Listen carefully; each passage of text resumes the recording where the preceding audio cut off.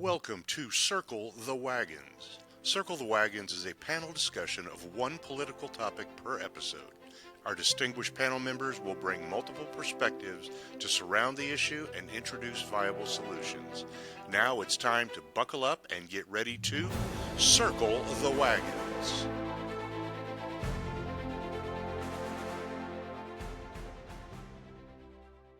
Welcome back, friends, and thank you for joining us today on Circle the Wagons. This episode is brought to you by Patchouli Joe's Books and Indulgences. Expand your mind and indulge your senses at Patchouli Joe's. It's your go-to destination for not only books, but book-related items, bookish gift items. Expand your mind, indulge your senses. Today, we have a full panel. Hopefully, all the technology is working. We'll find out once we get done recording.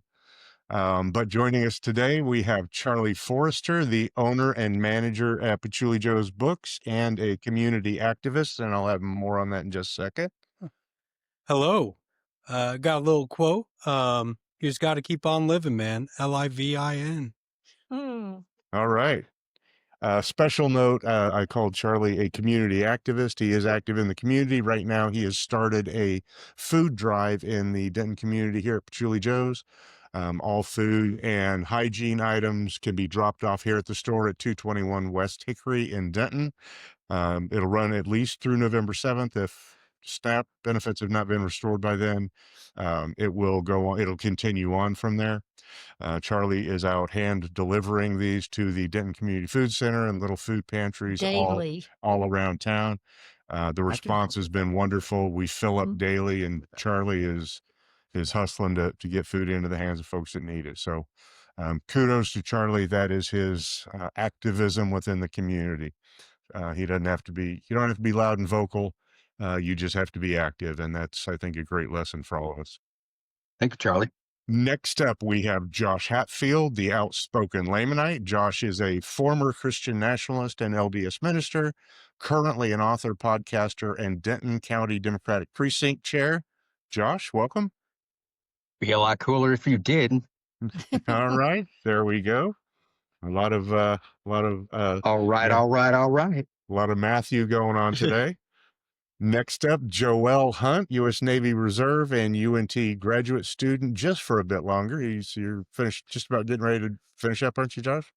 Joel? Hopefully in May. But I'm going to steal the Declaration of Independence. All right. Little Nick Cage happening.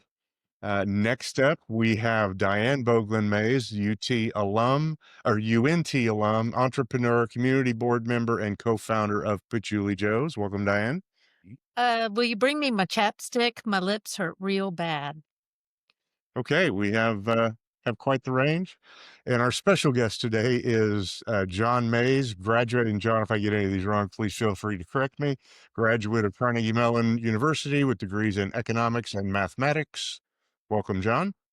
Oh, thank you. I'm just like any other man, only more so. All right, There you have it. And I am your occasional humble producer, Smokey Joe Mayes. I am a retired investor living on a pension. I came home to vote in the presidential election because they wouldn't give me an absentee ballot. So there we go. Remember the killer bees for Circle the Wagons. Be informed, be concise, be respectful. And as always, Circle the Wagons, I always like to throw this caveat in. Circle the Wagons is an adult discussion of adult topics. As such, there is likely to be some adult language, likely from me. So listener discretion is advised. Last week, let's get rolling. We've got a lot to dive into. Last week, our episode was, as Charlie said, afterward as we were walking out, he said that was chaos, or as John put it, holy shit, this has no center. Not wrong. That was somewhat intentional. I think the point we were trying to suss out is that the economy is this huge, complex, and can be an incredibly emotional subject. So this week, John, with his background as an economist, hopefully is going to help us find that center. We're going to probably have a billion questions, a billion opinions, and let's go ahead and get rolling. John, you want to kick us off? Yeah, sure. So I think what sort of my mind gets to from last week's discussion is that there's a lot of anxiety around all these different lenses at which each individual has to interact with the greater world. Economics originally was called political economy, right? So that's really politically is how we sort of distribute assets and goods to people, right? So I think that's when I hear last week's discussion, it's like, well, what should I do, right? Well, what should I do? It's like I have to worry about sort of healthcare. I have to worry about how do I live well? How do I live long enough to enjoy living well? How do I educate my children? How do I sort of position myself within sort of the greater world? That's what kind of I hear, and I think this is going to be like over several hours of discussion. My suggestion today would be, let's understand where we are within sort of this bigger context of the system. And then once we kind of get that and how we can sort of like help ourselves succeed within that, or at least understand what that could be, then within that, we can sort of like figure out how we can help others out, right? Because we are in the system. We cannot escape the system, right? This isn't like 100, 150 years ago where you could go live off a plot of land. Like you are anywhere in the world, you are within some state. And if you're not in North Korea, you're basically within our big global economy. So I think that's kind of how I would sort of see it, right? And I think a lot of things that we will discuss over the next couple of weeks will kind of should pivot off of that understanding sort of what am I in? What is the world sort of pushing me towards? And how can I sort of ride that wave in the way that kind of makes sense? And then how do I sort of thrive off of that wave, right? Does that kind of make sense? Like, so that, Yeah. So and I'm not saying it's a winning game, and I'm not an apologist for capitalism. I'm probably more radical and more conservative than people will think. So I think that's kind of like how I would sort of start framing where we want to go. Because last week was like, you could spend 3 years on all of those subjects and like you wouldn't exhaust it, right? But they're all very important, and they're all important at all at the same time. So that's kind of how I would think about it. I'm a mathematician first and then an economist. So I like to think of sort of building up from sort of principles and then sort of seeing how that goes. That's my cognitive bias. But fundamentally, if I'm hearing you, what I'm hearing you say is that at the starting point is we are in this system and there's really no escape from it. There's no way out of it. There are things obviously we have to navigate day-to-day life. And then more broadly, is there anything we can do to influence at least our world, the worlds around us, the economies, or our involvement within the broader economy? Is that kind of where you're coming from? I think so. So I'm reminded. So I saw a clip from Killer Mike a while ago, and he was at some sort of it was like just a little conference, right? To talk, and when people talk about sort of the revolution. He said something to the effect of, "I keep hearing people talk about revolution, but I don't see anybody in the community growing their own food. I don't see anybody in the community shooting rifles. I don't see anybody with martial arts skills. Like we are in the system, right? So if we're in so either you need to sort of like be in that system and do what the system." Live within those rules of the system and sort of help change the system if you can, or you need to sort of figure out a way to be able to live outside the system. My hypothesis is that's really hard right now. Yeah, I mean, that kind of sounds like going completely off the grid versus finding out how we operate individually as the individual cogs within the overall machine. Yep. Because I will say, you can influence the machine. It can happen, right? I mean, then we have more ways to influence the machine than we did ever in the past. The machine is more powerful than it ever has been in the past. 300 years ago, you could live sort of a life that was kind of off the grid, right? I mean, like the average peasant in the world wasn't doing anything. They would, maybe they have to sort of give some food or they'd spend a day of labor with somebody. But they weren't sort of plugged into the entire system like it was, like we are now. Like they, even get conscripted to war. Like you weren't shipped off to all these things. Your food wasn't coming from around the world. You said the first rule was to be concise, right? I feel like I'm nailing it. Okay, good. So Yeah, that's it. Well, and I think we skipped over some of the be informed part last week, or at least I did. I was a little less informed than I probably could have been. But again, it's a complex thing. Now, you said that we have the ability, even though the system is bigger and stronger than it has been sort of ever before in history, Yep. but that it can be influenced. What are the kinds of things, and I may be getting ahead of ourselves, maybe we need to sort of understand what it is we're dealing with before this. Anyway, what are Yeah. some of the ways that the system can be influenced, that we as individuals can have an influence Yeah. to shift it? Well, I will say, I mean, it does only care about money, right? And for most of history, particularly outside the United States, I mean, there's obviously Message after the tone. there are Good for obviously me, bits Josh? where it's sort of like, sorry, Is that for me, Josh? No, probably No. not. Okay, go ahead. we'll fix it in post. I never edit anything. Oh, no, I could tell. All That's raw. what the feedback was from the little brother. Had So, in the past, like so few people really had any effect on big history, right? Like you had to be born in a certain class or whatever. Like you had these like sometimes you're like a random success story, some like peasant rebellion, but usually it was some sort of bit of aristocratic fighting, right? So you were born into whatever you had. Now you can just get rich, right? You could just win the lottery and you could become a billionaire, right? And like that gives you, and that would give you some bit of power, and there are astronomical odds, but there are positive odds, right? So the system does only care about money and to some extent votes, right? So if you're able to find a way to accumulate capital, you can influence the United States government, right? I mean, Elon Musk could have had born in South Africa, blah, blah, blah, but now he can influence government, Peter Thiel, etc.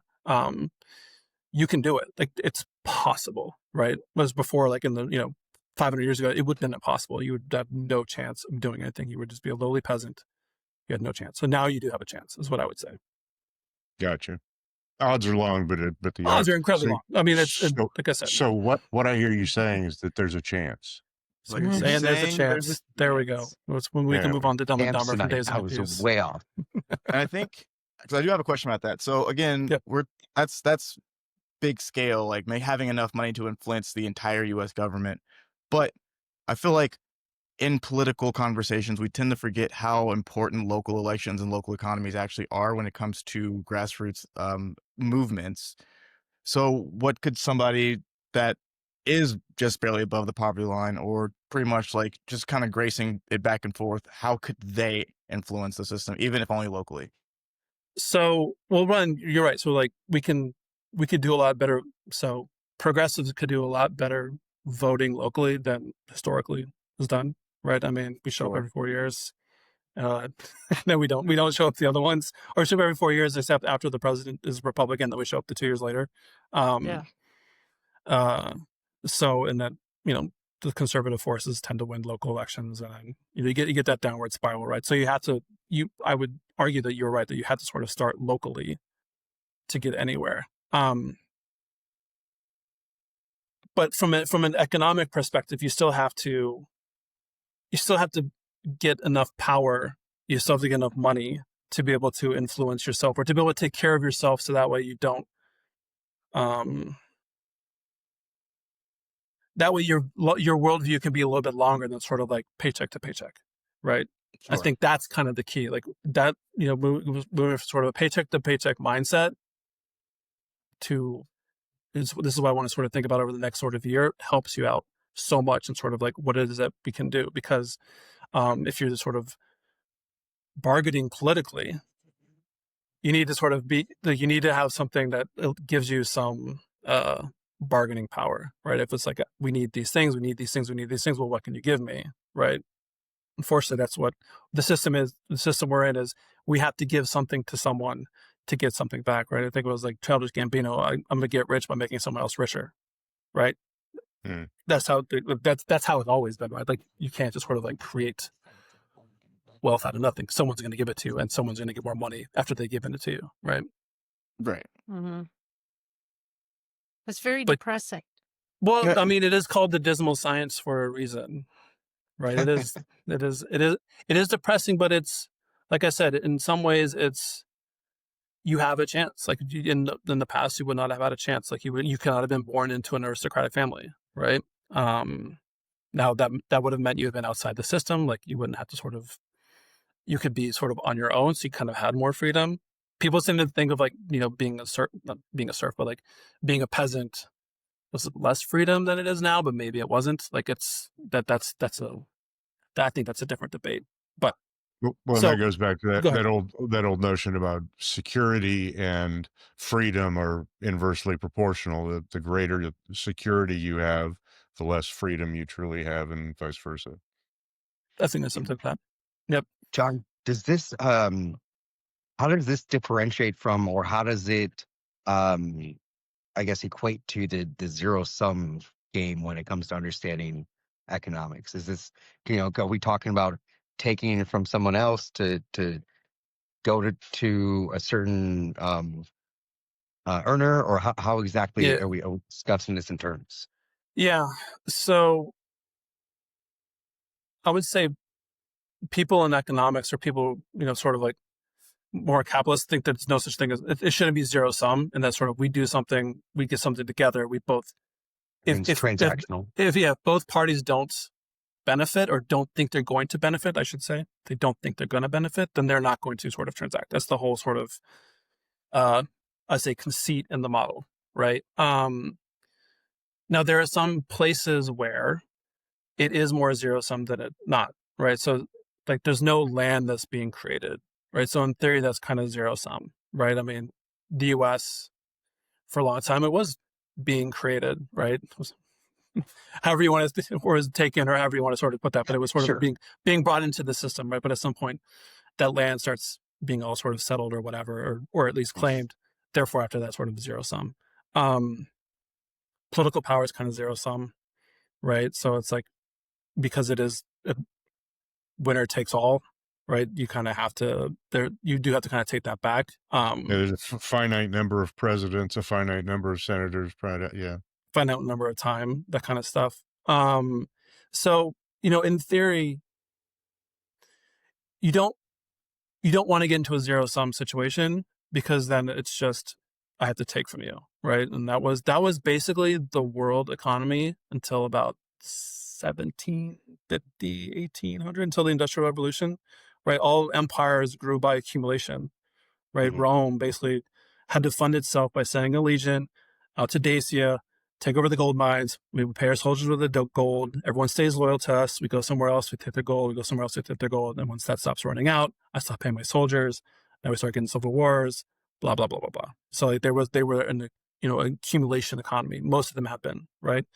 We actually are able to take energy, create more things, and trade with other partners and get more stuff that way. We don't actually have to go out and explicitly take land from people, right? We can sort of talk about, economic colonialism and that kind of stuff. That, that's kind of there, but it's a lot more. It's a lot different than going in and like basically killing all the nobles and just divvying out the land to all the people in the army with you. It's a different situation.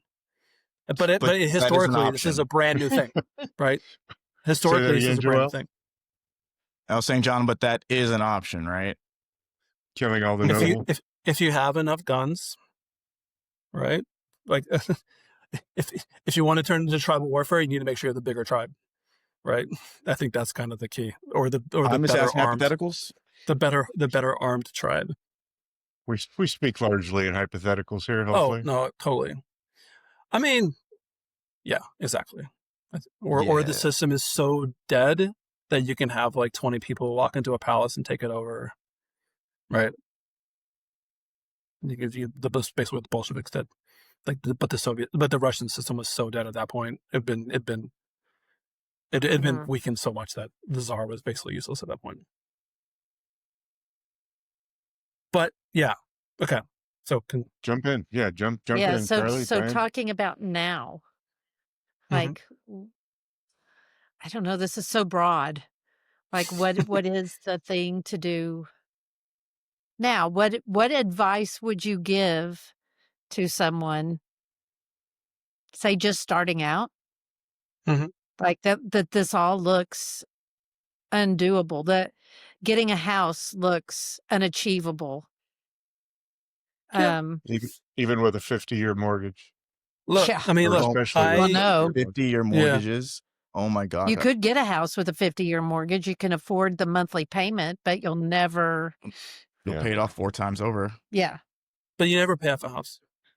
I Nope. mean, you'll never pay off a house. You will sell it before you pay it off, right? So like, you should never think that way, right? Like, Right. basically, someone's giving you money, capital, finance, against the value of the house that they believe is going to go up, right? And then you're basically paying them the interest on that, and then you can get the appreciation if it happens, right? You can get a mortgage on a like a Cessna because they appreciate in value, right? You would On get a a mortgage on a Cessna? car if like the little planes, like it was Mhm. wild when I figured that out. I don't know if that's true anymore, but like when I was on my professor's plane, he said, yeah, you can get a mortgage because they appreciate in value. So like they do it like that. So to someone starting out, so let's assume like you've gone to college or you haven't gone to college. Either, and the reason I say either is because, as you well know, if you go to college, the reality is today you're going to walk out of college with some level of debt out the door that someone who's just starting out wouldn't have that same level of debt, their student loan debt starting out. So I don't know that it's a wash. I but mean, I would think, I don't even think it's a wash anymore. I think it's so much worse. I mean, I think I'm going to say for so much worse for a college graduate. I want to say senior with the tuition debt? now is like 75,000. Right. I mean, Yeah. it was 15 when I went, not to age me, but I didn't have to pay any of it because, well, we didn't make any money. I got all the need-based grants, right? So that helped out. You're But welcome. yeah, thanks. Thanks a lot. I was poor. I would have rather so- been the rich. I didn't know what rich Yeah. people were until I went to college. Yep. It's like, oh wait, we're poor. But so my thing with college now is that it has become so much a consumption good, a subsidized consumption good. But what I mean by that is that a lot of people have taken out loans on degrees and experiences that don't necessarily pay off into the future, right? There's an expectation of luxury in these dorms, and there's a lot of sort of administrative bloat and all these things that you're paying for now that I didn't really pay for back then. This is even like, the late 90s, right? So this isn't that long ago, but it was long enough ago. And I think people really need to kind of understand what it is that they're paying for and not just saying, well, this is what society tells me to do. I'm going to do it. This is what my friends are doing, because it gets so expensive, right? I mean, I think the state school is like probably $100,000, and I don't know that so let's start there, right? So I'd say, like, I'll tell you my what I did, right? So I loved history. History is my absolute favorite topic in the world. I went to go study science because I thought, oh, well, I can just read history whenever, right? I don't have to sort of like academically study history. I can academically study something that is going to sort of put me in a better footing for a career and just read the things that I think are interesting later on. And that's what I've done, right? So I think more people should do that. And then and then secondly, I think we should normalize a gap year in this country where you don't go directly to college, where you sort of take a year or two to work, figure out what it is that you want to be when you grow up, and then go. And I think that makes it less of college the experience, more college the investment. I mean, even like, my little brother, he went to school. He didn't end up graduating, but he like wrote a book. He wrote a chapter in a biology book, like very, very, but decided that after 2 years, this isn't what I want to do. And he stopped it. Right. And he does what he's living everyone's dream life at this point. But like, he was able to think of it as an investment and was able to sort of back out of the investment when it was not working for him. So that's the first thing I would recommend. It's like, for this education bit, Education as really, an investment. it's where we put ourselves into so much debt, and it puts so much pressure on you after the fact. Because like, you're coming out of school. So here's the other thing, right? So you do that. Let's say you're a really talented student, right? You go to a good school, and you go to a good grad school, right? You go to like a law school, and like let's say you're politically motivated, you go to a good law school, you go to a Harvard law, something like that, and you're taking all the loans out. Now you have so much loans behind you that you can't go and take a job that sort of would do the real good in the world. You have to go take the big corporate job to go work and defend all the things that you don't want to defend, because that's the only way you're going to be able to pay off all of that debt that you have, right? So that's the kind of sort of lens I would try to think about where you're starting. If college is the way to go, which it does not have to be anymore, I don't think. Right. Yeah. I agree. I don't think it does either. Right. I mean, I don't know what to do at this point. To be honest with you, like I know we had a big push on everyone code. That's because the most expensive labor in this country was engineers and coders. They were working for all the big companies. So one, they want to get people working in it. What does that do? Bring wages down. That's good for everybody. And then there was this weird thing that was going on where they said, oh, well, we should put all of our code online, and we're going to try to use a standard way of doing things. And like, we're going to provide you you don't have to do anything. We're going to provide you all of the infrastructure to do it. We'll build websites for you. Just put up there for free. We'll store it for you for free. It'll be great. And now that turned into basically the coding tools that I use. Like, I never put stuff up there because it was very obvious that they were going to turn it into an automated coding tool, right? Sure. Like capital, what it wants to do, it wants to devalue labor at all times. That's all it does. That's how it makes money. So I don't know what the next thing is. I don't know what sort of the next thing to do is, to be honest with you. That's the scary part. Right. Yep. I mean, I feel like I don't know what we can all do in a large scale, but individually, we all try to find different ways to be fiscally responsible. And whether it's like we're working and taking on second jobs, whether we're adjusting our spending habits, economically speaking for the family, we're just trying to find a way to not feel like we're strapped and pinched from when living that paycheck to paycheck life. But we're finding that even though we claim, because we are dollar-wise making more money year to year to year, we're not seeing that translate to a better quality of life, or finding that we have an abundant amount of any excess to put towards, I guess, non-essentials, productivity, even, savings, or anything like that. Or even investing in something that would sort of provide you a layer of protection, economic protection down the road. You're 100% right, Josh. Charlie, I know you got thoughts on this. Yeah. So my, I guess, question is, whenever we talk about like the system itself, it kind of seems like, to your understanding, it's the global financial system in a whole that we're all living under, and not just a nation's financial system. So how do you differentiate what is happening on a global scale versus what is happening in a country? Because of course, countries like China and Russia are not operating on the same playing field as the United States and the Western world. So how do you differentiate between the global scale versus nation by nations economies? So I think I answered it a couple ways. So one is Russia and China are definitely within the global. I mean, Russia sells oil. If you're buying and selling as much oil as they do, you're in the petrodollar system, right? So, even Venezuela is still sort of in our system, right? They're still selling oil, still going out there. It's all there. But I think and then in the U.S., we have been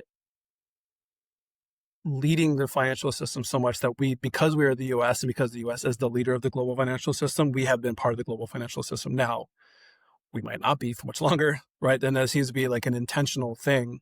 Good or bad? I'm not 100% sold that it's bad. I'm not 100% sold that it's good. I think there will be benefits and costs either way. It could be managed better. But right now, like I think we are part of the entire system. I don't think everyone invests in U.S. dollar treasuries. Our interest rates are based upon sort of how much risk people are willing to sort of take on to lend the U.S. government that money. And a lot of it is internal. A lot more is internal than I think people think. But a lot of it, especially on the margins, still comes from other countries, from other investors outside of the U.S. And that sets all of the rates that sort of affect how we it affects our liquidity, which affects how much companies are willing to invest, how fast they're willing to invest, how many employees are willing to take on, how expensive our assets are, et cetera. I don't know if that answered your question. So you're kind of saying we're not separate and distinct. We're not separate right now. No. I don't think we are. But we're trying to be. Well, that's what. So the term they use is decoupling. So like kind of like removing our, how some people tell the history of economics of the 20th century is after sort of World War II,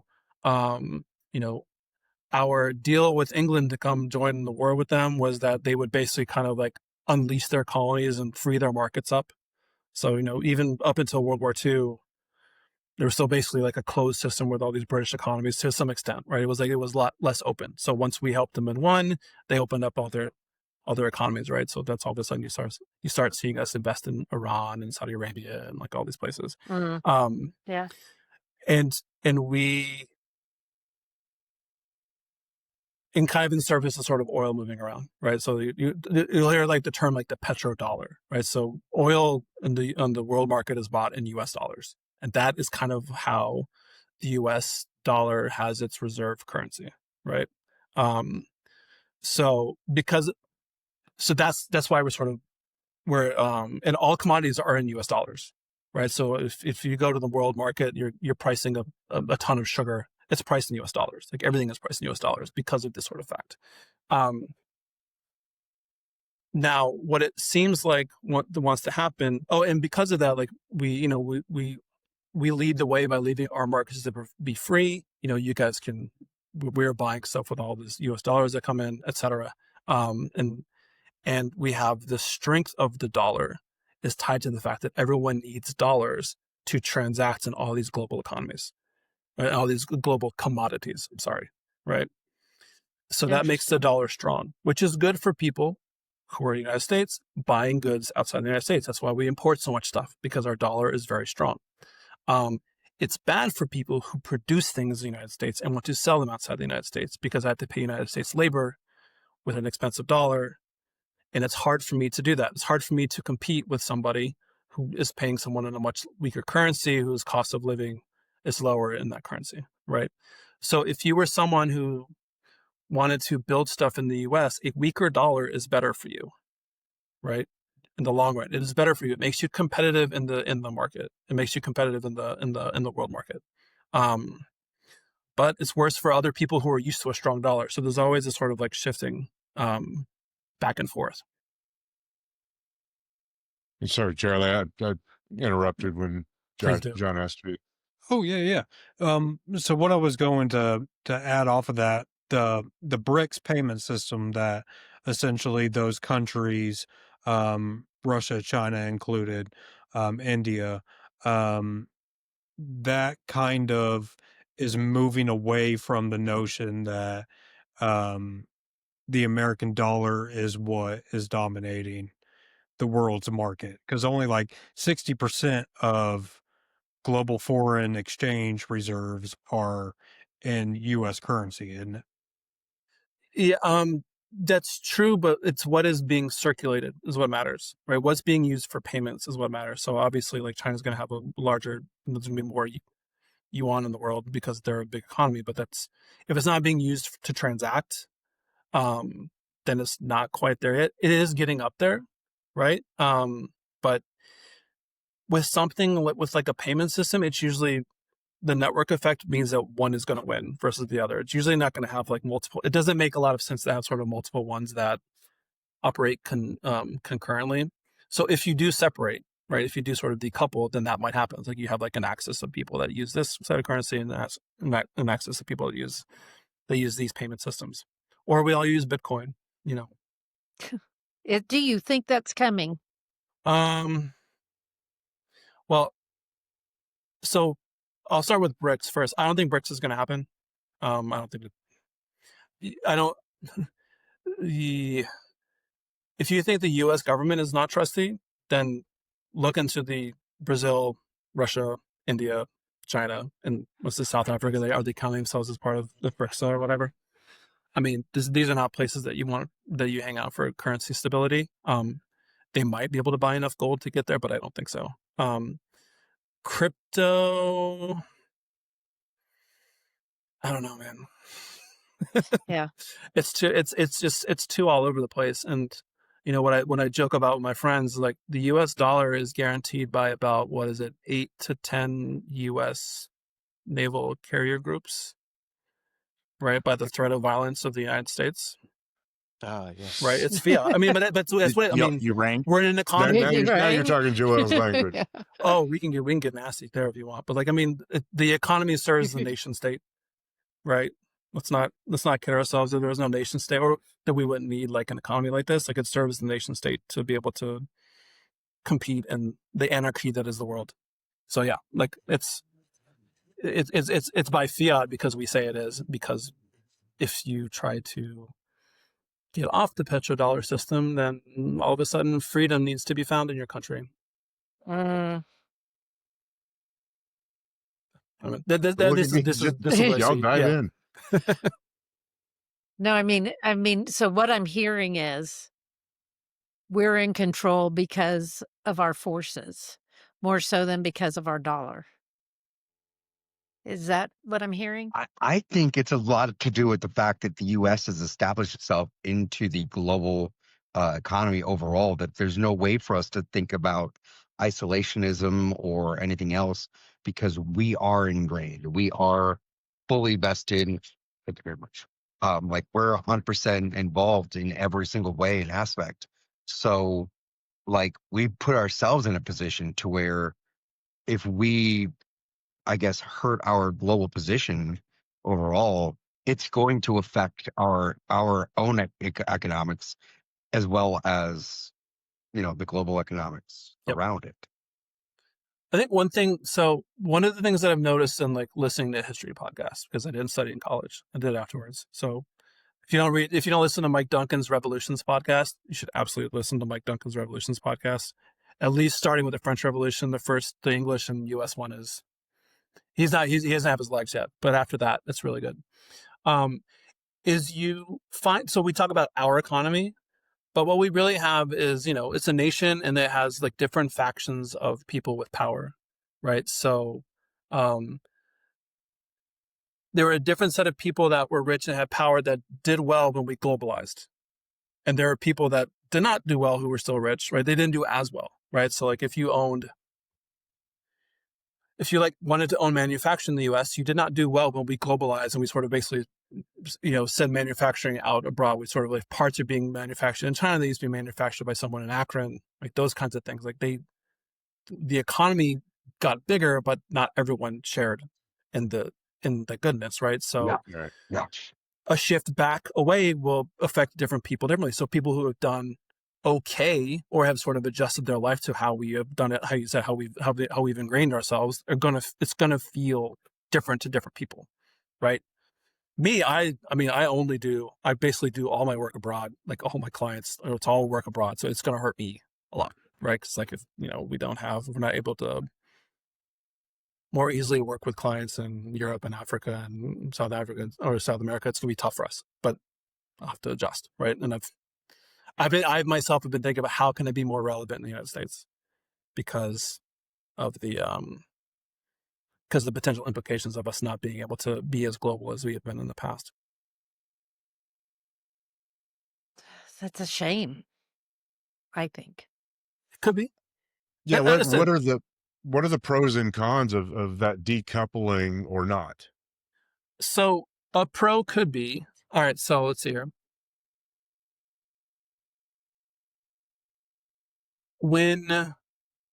So one of the fundamental things about international trade is this whole sort of like guns and butter example. Like if you're a nation that's good at, and your nation can make both guns and butter, and another two nations can do that. But if one is better making guns, and one is better at making butter, you're better specializing at either and then trading, and everyone is better off, right?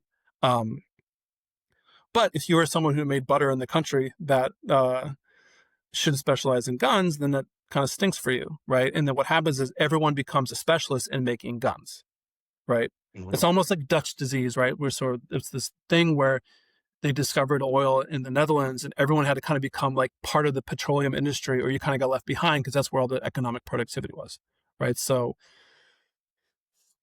in the States, we became so service oriented that everyone had to become a banker, a lawyer, uh, a consultant, an economist, like that kind of thing. That kind of profession, not necessarily everyone can do. I'm not trying to like be elitist or anything like that, but there's like, you kind of over specialize in these kind of things, and it does put limits on what people can do and how successful they can be, right? We kind of hollowed out the middle of the country. We don't have manufacturing in the middle anymore. So if you had, I'm speaking very generally, but if you want to sort of improve your economic prospects, you move to a city on the coast. You move to those little blue pockets, right? And like, no one's going to live in Wichita. No one's going to live in these places. So that could be a benefit, is like we don't have to be a sort of like city oriented, et cetera. We could be a little bit more sort of sustainable with sort of the stuff that we're making. It might give people more opportunities to do different things in the US and be economically successful, right? It could. I mean, I don't think that's what they're trying to do, right? I don't think that's what's going on at all, but that in theory could happen, right? And those are the typical arguments that people make when they sort of are against trade, right? It's like, oh, well, we're going to lose this industry, we're going to lose this job, but we lost all those jobs, right? In the 90s, NAFTA, Clinton, not a progressive president, I would not say. Yeah. We basically, and the promise was, oh, what we'll do is we will, these jobs will move to sort of places where it's more productive, i.e. it's cheaper labor. And we will take those savings and we will invest into our people. And we will retrain everybody and we will sort of provide a social safety net for that thing. And we didn't do that. We basically gave tax cuts and fought two wars, right? That's what we did with the productive benefits of the internet and offshoring. We gave a lot of tax cuts and we had two big wars, Afghanistan and Iraq. That's kind of what we did with the money. So it was a hollow neoliberal promise, I would say. Sounds like it really just panned out the same as trickle-down economics, right? Same as Reagan's policy, like nothing really trickled. Yeah. I mean, we outspent the Soviets. That kind of works. If that was the goal. We what? Say that again? We outspent the Soviets and knocked them into bankruptcy. Unless you think we actually did Chernobyl. I mean, that's one of my favorite conspiracies. Like we did that, and I thought, oh well, Putin's trying to get there so he can prove it. He's trying to get to Chernobyl so he can get there and prove it that we Joel has did it. That we'll start getting Joel on the conspiracy theories. We'll never get that. I have I think I've said it before, a conspiracy theory algorithm. It's very simple. Take two absolutely unrelated facts, create an irrefutable thread between them, and let it run. It's good. Yeah. Wasn't something that the CIA like sort of pushed these things out? To like pushed out like conspiracy theories, or like called these things out to like kind of devalue people thinking this way? Yeah. To devalue thinking, period, I think. Yeah. Yeah. Joel, thoughts? There's been quite a bit that we've discussed. And I know we're getting more into like a higher level understanding of like international trade and how we integrate with other countries, and the prevalence of our nation state's dollar and how it prevents, again, us from being able to do cheap labor and then the competition. But I feel there was a few things that you said earlier about education, and I was just thinking about your position on it in terms of, you said, well, college is, I'm not putting words in your mouth. I'm hoping that I got what you said about college, specifically about if you don't necessarily have a plan for it, then you probably shouldn't do it. If you don't look at it as an investment, there's other avenues for you to do more so than the idea. For me, is that with education, with a better educated society, and obviously with more social safety nets, which y'all also discussed, it creates an even playing field for people to be able to either pursue as we'll say as ambitious as they are, or just be able just to have a very steady state lifestyle. Someone that just wants to homestead, they have enough to take care of all their needs, and all they want to do is just raise chickens and shoot clay that's out of their backyard. But then there's other people again that want to try and ascend, and obviously with a climbing the quote unquote social ladder, you you need to necessarily be born more so than not into certain aspects. Um, your birth can very directly determine like how well you will succeed, but not always, but that's a part of it. Or for me specifically about education, the intrinsic good that formal college education does for people, because just because you're not going to be an engineer or a nurse, or you're not on the track to become some type of professional, that it does not provide a good that can improve somebody's quality of life. Because there's a lot of people that again come from small areas, small towns, they never experienced anything outside of that, and the only way for them to really have been able to take that leap was to go to college, and they might have gotten a degree that they didn't get a career in, but what that did was it catapulted them to being able to figure out a new and better way of life for themselves. So the idea for me of college is less about like what career it prepares you for, but how it prepares you to exist in society, in which case that goes into grassroots movements and revolutions in terms of how do you interact and what's the best way for you to interact in the social whole, as opposed to everything should be primarily focused on how does it make your life better, and and then everything else is moot. Because I feel like again we tend to isolate ourselves into our careers and like have the 9 to 5, 1, 2, 3, 4, 5, do that, then go to bed every single day. But then we forget about the communities that we're building either close with us or the community that we have to exist in. And then again, play by the rules of living in a society. It's like, how are we all actively trying to like passively make that better? Because again, I think we started off with Joe saying, not all activism looks the same. Some people are loud, some people are quiet, and they're softly supporting.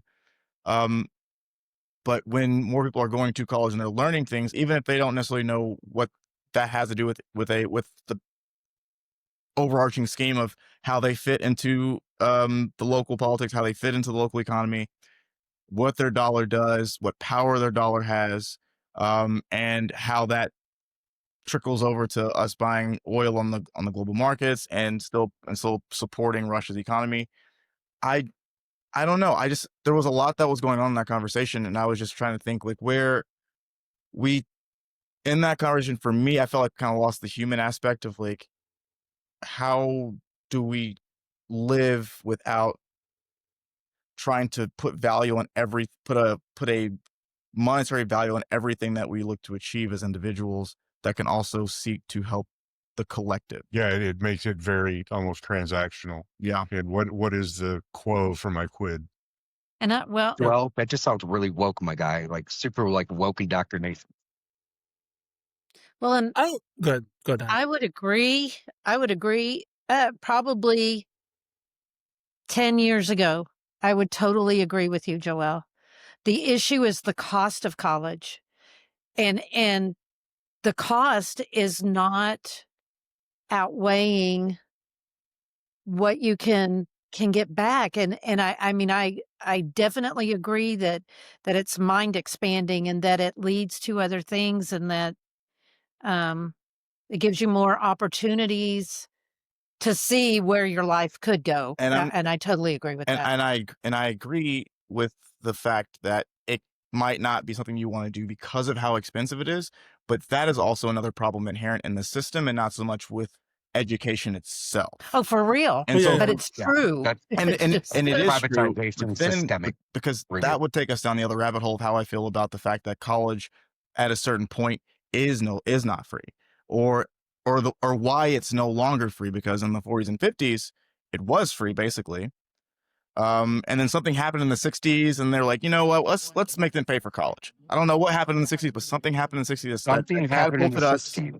to the point of where college went from being $800 a semester for law school in the 70s to an entire career is going to cost you $250,000. Thousands. They That's put out that's college by vouchers. design. That's literally by design to Disincentivize. disincentivize people to go get an education. And then by that metric, I think it's even more imperative on us to figure out ways to get those formal educations, because when we get past this movement of anti-intellectualism that's also, again, directly affecting our economy, that's going to be worth its weight in gold. That's a hard one. I would respond a couple ways. One is I think the value of the college degree has gone down in terms of the world, right? Like you can be a star programmer somewhere without having a college degree. But you have more ways than ever to prove that you're a star programmer, right? And then with that, I agree that sort of the mind expansion and those kinds of things are important. I don't think you have to pay tuition to do that. You can just go work somewhere, right? You can go like the Europeans. That's between grad school, but they will basically, they do their gap year or whatever. But you go and you work somewhere, like you live and like you have experience and those kinds of things, and you can do that without being a 17-year-old basically signing a $250,000 promise to pay tuition that you cannot discharge in bankruptcy, right? Right. Yep. No, and like I don't think they incentivize you not to get educated. I think they incentivize you to get a lot of debt, and therefore you have to pay that debt off by doing the things that the economy values, because that's where the money is, right? So like, I don't want to be do things that generate money for somebody else. Yeah, and I mean, I think. My utopia is sort of like the universal basic income type thing. This was before the Yang Gang. This came from like a Heinlein book back in the day. I think it was For Us, the Living. But basically the idea, the justification was like, look, all of our sort of ancestors, et cetera, came up with all of these inventions that made our lives better. We're going to pay that dividend instead of individual patent holders to the people, right? Like, it's like, this is kind of our heritage, and we get this sort of, we get this money, we can kind of live this way. And then people work because they want to, and they get a little bit extra, right? I don't know if I didn't sort of do the full analysis to see if it actually works, but like that was the idea. And to me, I think that would free up a lot of productivity, because you have people doing a lot of different things. They wouldn't be forced into something they didn't want to do, because that was sort of where the money was, right? Because I need to sort of pay these things off, because I have to race against everybody else, because those kinds of things. My hope with the internet is that this would do it, right? I mean, I've educated myself on some topics so much better on the internet than I could have at school. This is, I'm sure people now use it now, but like 3 blue, 1 brown or whatever, the best math degree you could probably get, right? Like you just watch these things, like just the way sort of the quality of stuff that comes out, and you can read so much stuff, and you can have discussions on any book with anybody in the world. In theory, we should be able to do those things that you have without going to college, in theory, right? I mean, look, I loved college. I was an undergraduate for 6 years. It was way too long. I had a very good time. But at the same time, it was, wasn't nearly as expensive for me as it was for other people. So I think we want that experience for people. We want people to get that experience. But maybe there's a better way to do it, right? I don't know. But I'm with you. I think we agree. I think it's just like, how do we get to that point? I think our entire education system has just been so focused on not just the, catering to the lowest common denominator, but we're focused on creating a worker class, but not doing anything to help improve the working class. Like, we go to school and we are credited for being obedient. We are, anybody who kind of stands against the status quo is looked at as somebody who's maybe a troublemaker, or is, they're not encouraging critical and free thinking. They're wanting memorization. They're wanting, recitation. They're wanting to to teach more of how do you mm, how do you find yourself, to kind of back to what you were really talking about at the beginning, like we're all a part of this machine. Like I feel like our entire um education system from grade school, at least as far as the larger population, is really meant towards making them feel complacent and being okay being drones, being workers, being somewhat being pawns. I, I I think it might. I think it's worth it. Or where my mind goes on this is back to what John said, kind of at the beginning, about the system is what it is, um, and the flaws are legion in that system. And I think the challenge is, given that, and separating fixing the system from having to navigate life. That's where I keep going back to having spent the majority of my adult life just surviving, trying to figure out how I'm going to pay for the roof over the head, put food in the kids' mouths, all those kinds of things. So the very tactical day-to-day economics of living compared to the broader big picture types of things that we talked about today. Where the hell was I going with that? I was going someplace with that. Trying to bring it back to sort of managing. Yeah. Given kind of back to what John said at the outlet, given that the system is what it is, focusing on, okay, how do I make my life better? And I think maybe there's some nuance in the education discussion where I was going. I remembered. Is it's not an absolute either or. I think that there are some nuances in saying, okay, I am interested in field X. That's where my passion is. That's what I want to do. In order to effectively learn that and go into that field, I have to have a roof. I have to have food. I have to have these basic necessities. What am I willing to do without in order to go into this field X that I am interested in or passionate about? Or what compromises am I willing to make in that in order to gently steer that ship back to battleships, gently steer that ship in the direction that I want to go, knowing that I can't just pivot, on the spot today and go over there. It just feels like there are no straight answers. It's just absolutely every decision is where am I going? What are the risks? What are the choices? What can I control?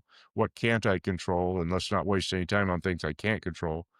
Yeah, it's not easy. Yeah.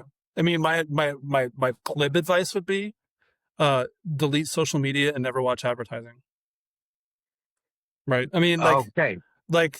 and try not to compare yourself to other people. Right. Cause we know that other people spend out and they use different ways to signal status, etc. Like you can get caught. And I'm sure there are people in my neighborhood who are incredibly in debt, right? They shouldn't be, right? They should be totally fine, but they sort of have extended themselves so much because the market wants to make money from you. And the best way to make money is to give you money to make you give me more money back. That's everyone wants to be a bank, right? That's the ultimate consumers. Yeah. Yeah. We're all consumers. Right. But even more so, everyone wants to be a bank. Hyundai wants to give you their car and then we'll lend you the money for that car and you're going to pay us interest back. Right. So now they're a bank, really. So they're making money like a bank and that makes money circulate faster. And there's someone who talked about money circulation, but I'm not going to mention his name. But that's the whole sort of speed of things, right? They want that to go on. So everyone has a finance arm, right? Everyone wants to lend you money to give you the thing that they say you want, right? So, I mean, there are some realities that we can't get around. If you want to buy a house, unfortunately, everyone borrows money to buy a house. You can't get around that. But there are things that maybe you don't have to have. No one should ever buy a new car, ever. Never buy a new car. Definitely don't buy a new truck in this country. $100,000 for a truck if you're going point A to point B. If you're not using it for work, don't do it. You mean buy used? Oh, I mean, always buy used. But it's another thing. It's what is it that I need? What is that I need it for? And what can I, how can I get that the most efficiently, right? Because like rich people protect their money. That's what they do. They protect their money. They put their money in places to protect it, right? And then they'll throw some like small bets on sort of like VC to sort of make big money, but they're always trying to protect their money. When you're sort of on the lower end, like when I graduated school, I was in debt to the tune of around probably $60,000, $70,000, $80,000. Some of that credit card debt that I had to spend on stuff, right? And like all of my money the first couple of years, if I got like a little bonus, paying off the credit card. And then once you start paying that off and people start paying you money, it's a whole different story. So whatever you do to get to that position, I think is the most important thing. And if you try not to get caught up in the consumer culture, it's easier. I'm not saying it's easy. I'm saying it's less difficult. And I have fights with my significant other over these things. It's a lot better now, but like, it's like, well, but we live in Los Angeles. There's a lot of sort of conspicuous spending in this place. I'm like, I'm not going to do that. Right. I did buy a new car, but that's because I had a new kid. So I was like, okay, we'll get a new car. We'll get a nice new car because I have a child. I want the safety features. Right. But at that point, I mean, I was 45 before I bought a new car, that kind of thing. I think so. Just trying not to get caught up in the culture. Yeah. How long were you in Boston before you even bought a car? Oh, I didn't buy a car until I was forced to move out in the suburbs by my ex-girlfriend. So I didn't buy a car until I was 30, 31. I want to say. But you have to live where there's public transportation. Yeah, no, totally. No, and it's expensive. Like you're going to pay for it one way or another, right? And then I played on a baseball team, so I knew every like little weird train I had to take to get to these places, and it would take an hour and a half, or sometimes to get to places, or I have to like get a ride, but you could do it. And like, I refused to pay for parking and drive in Massachusetts. It was a little bit inconvenient, but like I was able to sort of save money a little bit faster, right? And that's the thing is like, it sucks. And again, and like I made a lot of money. Like it's not. I'm not trying to be like oh, I was not making a small amount of money, so this was easier for me to do because my needs were being met. But even then, it sucked for me. Well, and it goes back to what I was saying before. Is what if you live in a big city that's got transportation, using the example of a car, you take the facts that are available to you and you make choices accordingly. There is no single answer that's going to fit everyone. If you don't live in a place that has public transportation, where you have to have transportation to get to food, to get to your employment, then you've got to figure out a way to do those things. It's expensive to be poor. That's true. Mm-hmm. It's expensive to be poor. I think I read somewhere earlier this week that even individuals who make 6-figure incomes might feel like they're not really rich until they're making 7 figures. Somebody who's making who maybe has accumulated an amount of wealth of the low $2, $3, $4 million might not feel like they're really wealthy until they're hitting $7.5 million. Like they find that they still live within or above their means. It doesn't mean that they have all of their gains in capital assets, right, or liquid assets. Yeah, a lot of their money might be tied up in investment portfolios and retirement funds and IRAs and otherwise. But just because they're appearing to be wealthy and rich doesn't necessarily mean that they're not pinched by the economy. Right. Yeah, and like almost 70% of Americans are living paycheck to paycheck. So like necessities are even to the point of being so expensive that I get the notion you can make decisions and choices, but there are things that are inevitably out of people's control that they still have to pay for. Like paying for food, people are having to use credit just to pay for food. Housing, just to have a roof over your head, people are having to go into debt just to have a roof over their head. So like, I get not wanting to be a consumer in a consumer society, but inevitably there are things that are affecting average people that are out of their control. and are still having to deal with it. So it's kind of the notion that pull yourself up by your bootstraps. I kind of would push back that there are way more things that are affecting people than just their frivolous spending habits. Yeah, you can't pull yourself Yeah. up by your bootstraps if you ain't got no shoes. I mean, that's why it's ironic. But Wow. I would, so, I get that. And I agree with that. There are things that sort of we've been pushed to as a society to like normalize that have like not existed prior to the 50s, right? The idea of the nuclear family, potentially a psyop to get people to buy more houses, and you have to buy more things, and blah blah blah blah blah. And we in our public culture, we look down on people who live with their parents and they live with their family and they never left home, and like those kinds of things. Like, that's what rich people do. The Kardashians all lived in the same house. The Trumps all lived together, right? I mean, like it's weird, like sort of like you see people that sort of like are able to sort of like gain wealth together, keep it. They stay together. They do things that sort of like would be considered trashy if they were poor, right? That is such an interesting concept. I had never thought of that. I mean, like, even and trust me, that like, is a little bit out of your control, because not everyone and every family can stay within the same household.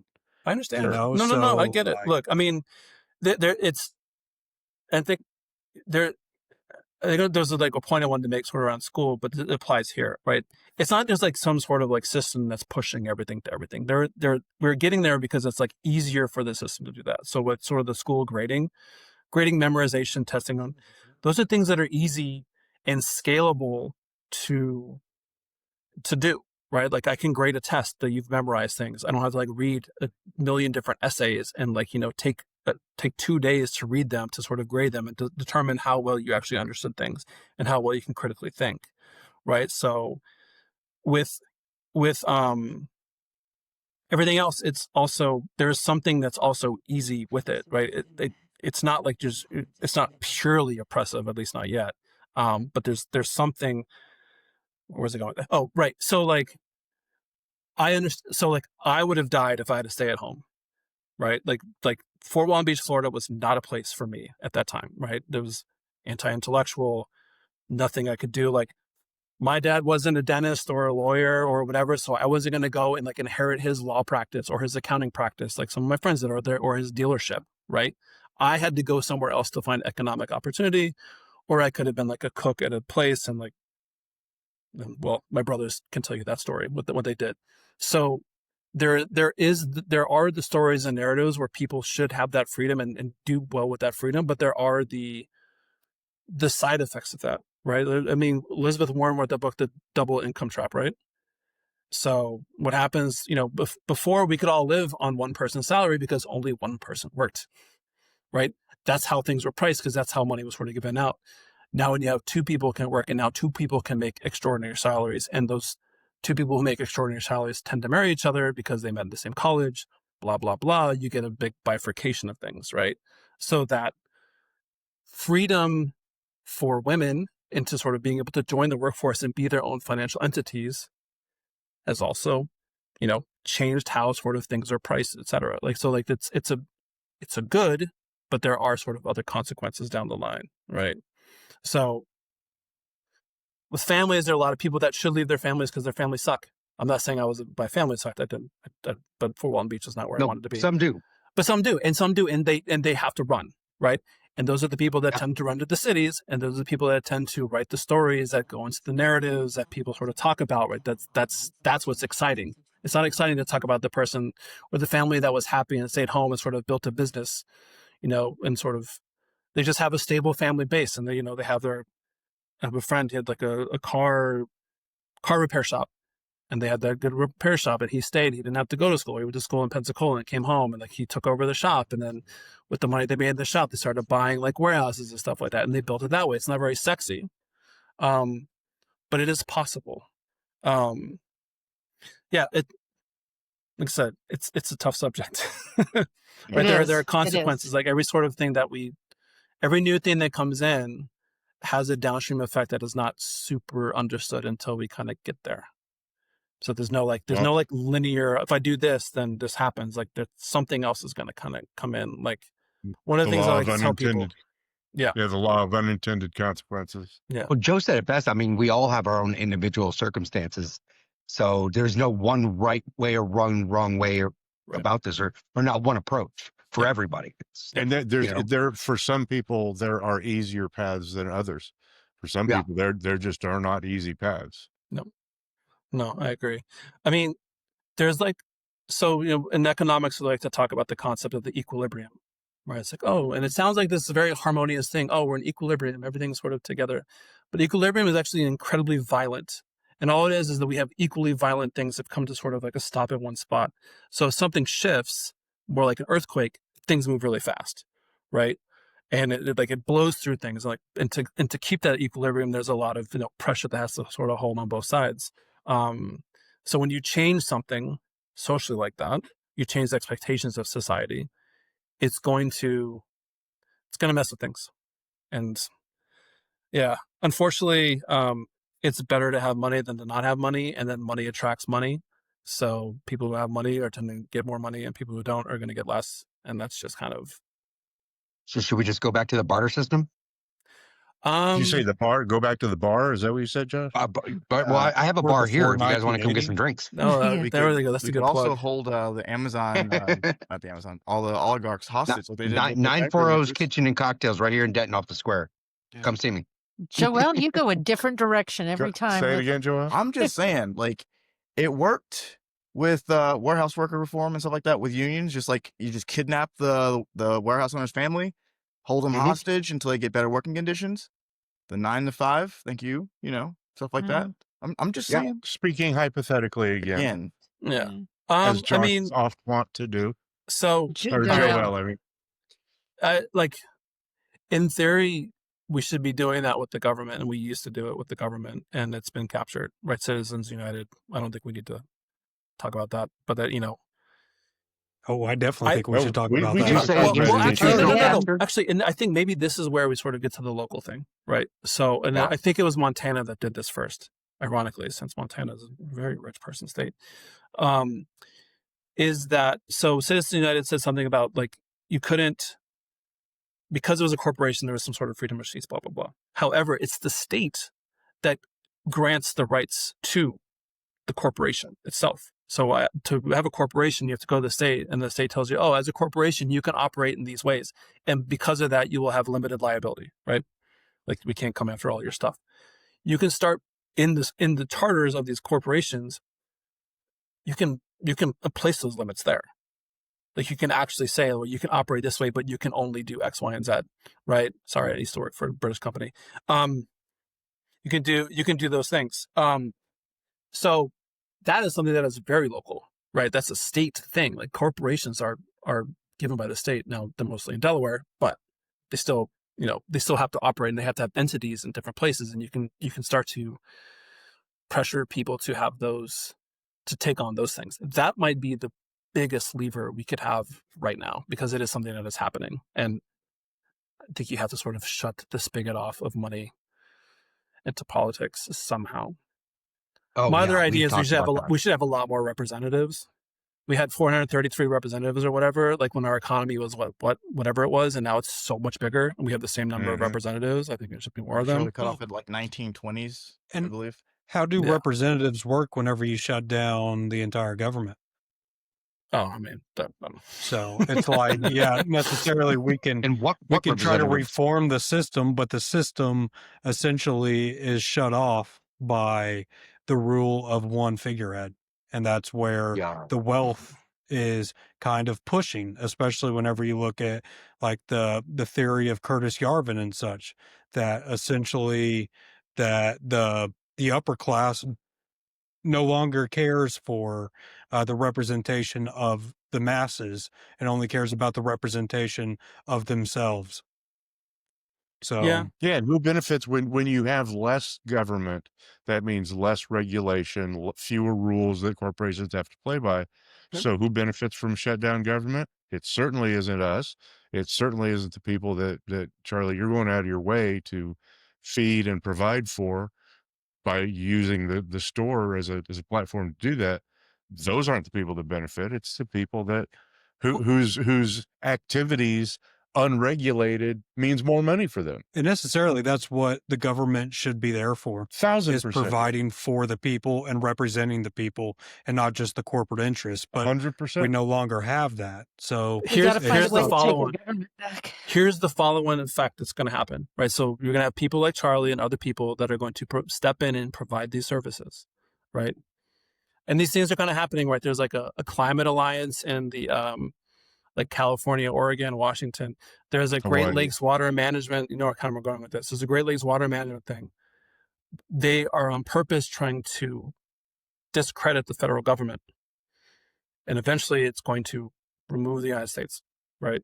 And it could be in a very clean way, where it's just like, it's kind of like, I had a long conversation with ChatGPT about this because I want to figure out where I wanted to live. Like, where should I live given a non-apocalyptic but not so great future? And basically the idea was like, the central government gets delegitimized. Local and the U.S. is, because of our constitutional separation of powers, is actually in a good position to have these different states and entities pick up power where the government doesn't, or where the federal government doesn't. And it devolves into different sort of regional polities. So ironically, by you doing these things, and I'm not saying you shouldn't do these things, everyone should do these things, we're going to delegitimize the United States, which is exactly what the people that put Trump into power want. Right? That's Charlie Arvin Singh. It was like, it was RAGE, right? Remove all government employees. It wasn't DOGE, it was RAGE. That's what he was his acronym. It's their intent. Yeah, and that's their intent. So we're going to, so by doing what it is that we think we should do, we're going to basically help them accomplish their ends, right? It sucks. By getting rid of getting them out of power. But it could be a net good, right? It could be a net good. What's the downside of local control? But that's what they want. They want more local control. They want, because if they have more local control, then maybe they have more power, right? If I'm a rich person in Texas, now my government's only Texas, I don't have to care about voters in North Dakota, not North Dakota, but Vermont and Massachusetts think we do these things here. Is it good? Is it bad? I don't know. As long as it doesn't go down violently, it's probably good. Yeah, I mean, you can vote with your feet, right? It's conformity as well too. So it's like the notion that it's just only going to stay local. Other states are deploying into other states. So essentially it's justification for essentially the government to come in and kind of clean things up. Yeah. I mean, but we'll see how well they do. I honestly think they have a clown show in the White House now to delegitimize the White House, to delegitimize central power, right? I think there are a lot of people that want that don't think the U.S. is a good thing. To basically devalue the White House, because in my opinion, it's putting more value to the White House, because the executive is at the strongest I feel like it's been in our lifetime. The amount of influence that one person is having on all branches of government essentially shut down the legislative, is ignoring the judicial. It's not like the executive is like, ooh, I'm not really the one in power. This is like, no, you're seeing just the centralized power in one branch of government. But I think it's a multitude of hands up that puppet president's ass that are really the ones who are making a mockery of it by stripping all the power away from the other branches and then revealing you've got a clown puppet running the executive branch. Doesn't that accelerate the delegitimizing of the federal government? I would take it a different step. I would say the executive has always had too much power. It's always had too much power since, I don't know. I mean, we've been going to war without a declaration of war since 1950, right? We didn't declare war in Korea, right? So the last declared war was what? World War II. Or So two. ever Yep. since, we have not had a declared war in 70 years, but yet our military has been all over the place and shed lots of blood and lost their own, right? Dad, you've been to some of those. My brothers have been to some of those. So I would argue the executive has always had too much power. This is just showing exactly how much too much power they had. And it's like, okay, we can do this. And now because of that, we can not delegitimize the White House, delegitimize the entire government, saying like it has always been relying upon this. And now we can sort of just unilaterally take that power away because everything is under the it's a department of something. It's one of the cabinet secretaries has so much power in this country, and it's on purpose. And it was on purpose. So now they can, just by doing that, say, oh, well, the total federal government isn't good. We need to step up and do ourselves for our local communities. And then, maybe we stop paying taxes or we negotiate taxes, and it becomes more like what an empire used to be, right? Like you had a local set of people, local set of elites would sort of negotiate how much they were going to send to the emperor and how much they're going to sort of help defend the empire and those kinds of things. I think that's where we're headed, or that's where if we go on this trajectory, we will do that. We might course correct in 2-4 years, but I think that's the goal. I think the goal is to get rid of the U.S. Yep. We're running at about an hour 20 at this point, which is, we try to keep it between an hour and a half. Obviously a huge topic. How much longer do we want to keep going? I was going like 3 more minutes was what I had. All right. Well, I had a really, a question for Jon about something he brought up earlier. You'd mentioned you were playing baseball. Like, what position did you play? In college, I played right field. As an adult, I played center field because I was still a little bit faster than other people. My guy here could fast and could track a ball, right? I could track a ball. I cannot do that anymore. No, I play golf now. we all transitioned to golf. And I batted 9. I was second leadoff. So hey, that was my spot. Yeah. I miss Boston was a great place to play men's baseball. So I was professional. Like a lot of people we played. It's a baseball town. It's up on me. I was there. I moved there in 2004, dude. 2004 is the year I moved. I brought the World Series to Boston. I was in the World Series riot at Fenway. Not the ALCS one. That's where actually a girl got shot in the eye and died. That was to beat the Yankees. Yeah, but I was in the World Series. I got tear gassed. That's my activism. I got tear gassed because the Red Sox won the baseball World Series. Not even my favorite team. How you transferred the Cubs jinx over to or transferred it from the Red Sox back over to the Cubs and made them wait a few Cubs more won 2016. Yeah. I got my crying in. Few more years. My crying in. There you go. This is starting to sound like a sports podcast. It's in the greater Patchouli Joe's universe, so it's good. That's right. There you go. Part of the Patchouli Podcast Network. I would say something. This is a bookstore podcast. Where's a lot of my sort of view, the longer view on things came from this great book called The Wealth of Nations. No, don't read that. You should read it. But it's called The Worldly Philosophers. And this guy basically goes through 10 prominent economists. So it's Adam Smith, David Ricardo, Marx, those kinds of people, up to Schumpeter, who's like the sort of creative destruction guy, right? Talks about sort of how economic philosophy has changed over time, because economic philosophy affects how people think about policy and how they sort of try to convince us to do one thing or the other, right? It has changed. We don't teach a lot of economic history in this country. I never took it. I wanted to take it. It was like the one graduate class I wanted to take. They never offered it. That one's pretty accessible, I feel like. What was the name of the book again? The Worldly Philosophers. The Worldly Philosophers. Okay. Yeah. So it tells you, I think it's good. I think it's a pretty good one. It just kind of talks about how people think about economics, right? Because Adam Smith comes along. Adam Smith was a moral philosopher. He was into like greed and stuff like that. Like that's what he sort of observed. And his observation was to say, hey, King, you exhibit a lot of control over the economy because you think it makes your economy better and makes us stronger. If you let the business people do what they do, you let them be greedy, we're going to get wealthier and we're going to be a stronger nation for it, right? He called he's the one that named mercantilism, I'm pretty sure. right? So then some people come along to kind of improve upon his thing. So you had David Ricardo talked a lot about international economics, blah, blah, blah, free trade, that kind of stuff. He was also more involved with, it was labor, capital, and land, because back then you had a lot of aristocrats, like you have a bunch of stuff going on in England that were around sort of like landed people. We don't sort of talk about that anymore. We probably should, but we don't. And then the next person that comes along is Marx, who was basically in the tradition of those three, takes a lot of their work to like their conclusion and saying, oh, well, there's a contradiction, blah, blah, blah.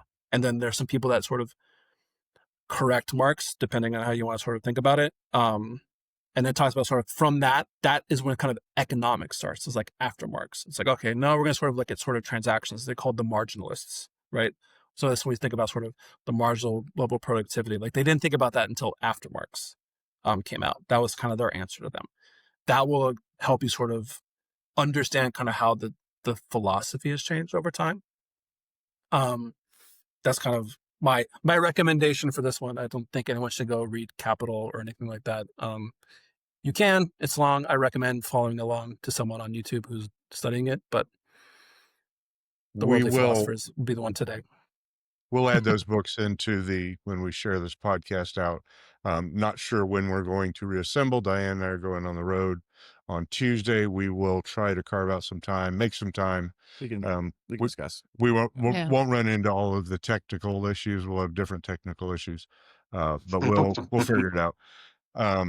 So we'll reassemble. John, appreciate you joining. Appreciate everyone else joining. Yeah, it was great. Great to Great have discussion. you. Yeah, what I'm Thanks for taking having from this is it's hopeless and It's not hopeless, but it's difficult. The thing is, I would remember we have not always, it's that life has not always been this way. It's only been this way for a short amount of time, for good and for worse, right? Like, there are some ways of life that were not so great back then either, right? Maybe not as bad as we think, but it's not as inevitable as the science tends to lead you to believe. That's my optimism. All right. Ray of hope. Well, thanks again, John. Thanks, everybody. We will reassemble. Thanks, all of you who are listening to this. And we'll just continue to peel away the onions and hopefully bring some understanding and value to the community and those who are listening. So appreciate everybody. All right. So when we're out there Likewise. with all this swirling vortex of despair and hopelessness, the one thing we can count on, the one thing we can always rely on is Love. Peace. Peace. Take it easy. Peace. Bye, guys. Thanks, John. Bye, Brady.